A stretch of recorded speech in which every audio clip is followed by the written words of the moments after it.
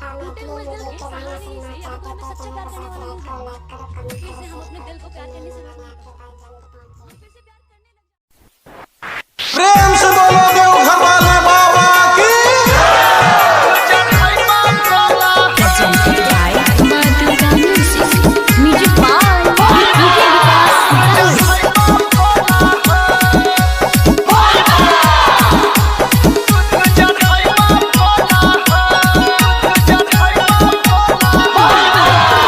चढ़ते सावन देवघर अइबा भोला हो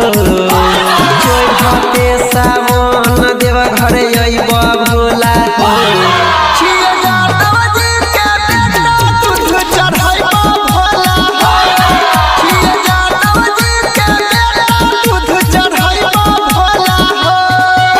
चढ़ते सावन देवघर अइबा भोला हो चढ़ते सावन देवघर अइबा भोला हो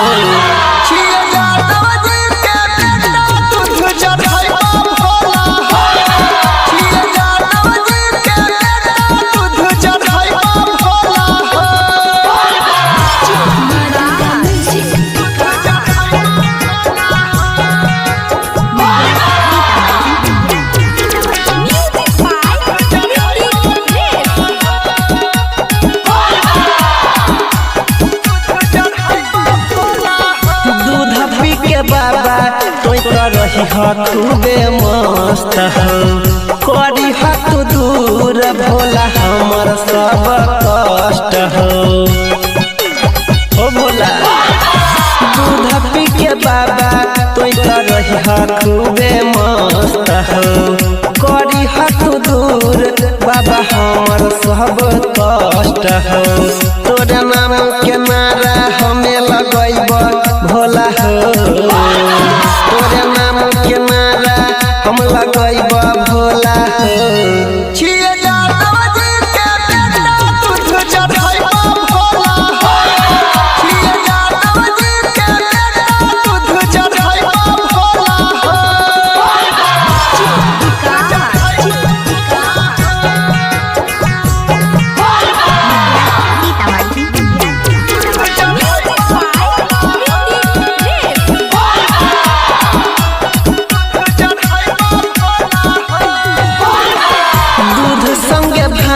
घर के पीहा भैर मान हो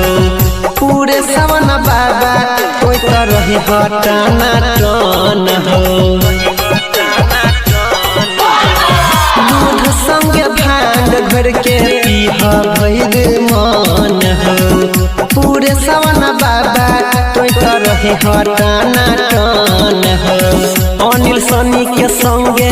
हमें लइबा भोला हो अनिल सनी के संगे हमें लइबा